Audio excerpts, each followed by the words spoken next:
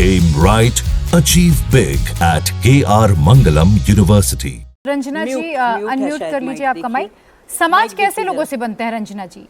हमसे, आपसे मिलकर हम ही समाज बनाते हैं, राइट? प्रिया, आप भी एक इसी समाज की पैदाइश हैं, मनोचिकित्सक हमारी। मैं वही आपसे समझना चाह रही हूँ। एक मिनट, लेकिन जो नहीं, देखिए एक मिनट, कंफ्यूज मत करिए डिबेट को।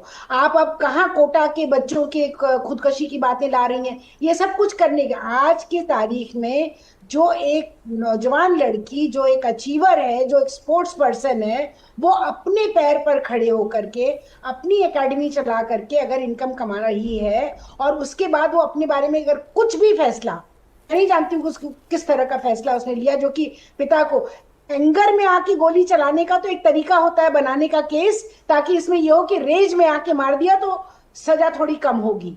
आप समझ रही है ना, ये सब लीगल चीजें हैं। और ये बिल्कुल सरासर कंट्रोलिंग का किस्सा है कि आप अपनी बेटी को, लड़की है इसलिए आप उसको पूरी तरह अपने कंट्रोल और नियंत्रण में रखना चाहते हैं, क्योंकि यही समाज हिंदुस्तान का समाज है। और इन्हीं मुद्दों के लिए हम लोगों ने, हमारे पूरी जनरेशन ने लड़ाई लड़ी कि हम लोगों को एक अपना फैसला खुद करने का लड़कियों को हक होना चाहिए। हक होना चाहिए। लड़की अगर 18 साल से बड़ी है, वो वोट दे सकती है, वो अपना राशन कार्ड बना सकती है, सब कुछ कर सकती है, तो अपने जीवन के बारे में फैसला क्यों नहीं कर सकती है?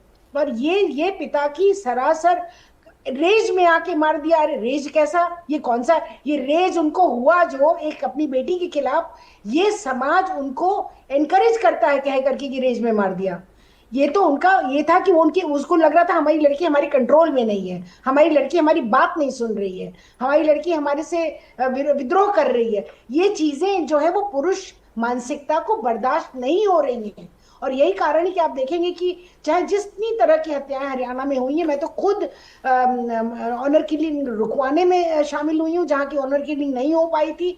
हम लोग उस पति पत्नी को ले आए थे और हम लोग स्वयं जाके हमने ऑनर किलिंग के केसेस वहां देखे हैं और डील किए हैं। तो आपको मालूम है कि इस तरह की पुरुष मानसिकता के चलते आज भारत की औरत की कोई अपनी एजेंसी नहीं है। वो एक नागरिक है, वो एक एडल्ट है, वो पढ़ी लिखी है, वो समाज में पूरे भारत को रिप्रेजेंट कर रही है खेल में। तो फिर वो क्या, किस तरह का रेज है उसके खिलाफ? क्योंकि उसने उनकी बात नहीं मानी, इसलिए उनको रेज आ गया, उनको गुस्सा आ गया। ये गुस्सा आने का हक मर्दों की मानसिकता को ये भारतीय समाज दे रहा है, और जिसकी वजह से इतनी सारी लड़कियों की हत्याएं हो रही हैं। ये फेमिसाइड है। ये एक लड़की को मारा गया क्योंकि एक woman is killed because of woman is a woman. That's why you can just kill her, beat her, throw her, you can kill her for dowry. Any smallest of excuse is reason in our society for a femicide. We should accept it as a femicide. We should accept it that a girl is being killed because she is a girl. Imagine करो यहाँ पर एक लड़का होता, उसका बेटा होता और एकेडमी चला रहा होता है, घर को रिप्रेजेंट। आपको क्या लगता है कि पिता को गुस्सा आता है, वो जाके गोली मार देता लड़के को? प्रॉपर्टी के मामले को मैं नहीं जानती हूँ, पर इस तरह के मामले जिस तरह से इसको पेश किया गया है, जो एफआईआर में लिखा गया है कि नहीं वो रेज में आके, गुस्से में आके उसने मार दिया, क्या हक बनता है रेज का? किसने दिया है उसको अधिकार पिता को अपनी पुत्री को गोली से मारने का? तो ये तो अपराध है, सरासर अपराध है। पुरुषवादी मानसिकता के चलते इस तरह के अपराध भारतीय समाज में बढ़ रहे हैं। औरतों की एजेंसी को वापस लाने की जरूरत है। नैरेटिव को बदलिए।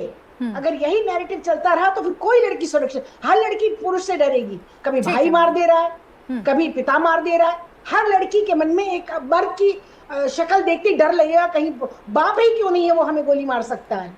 ये क्या मैसेज है समाज के लिए?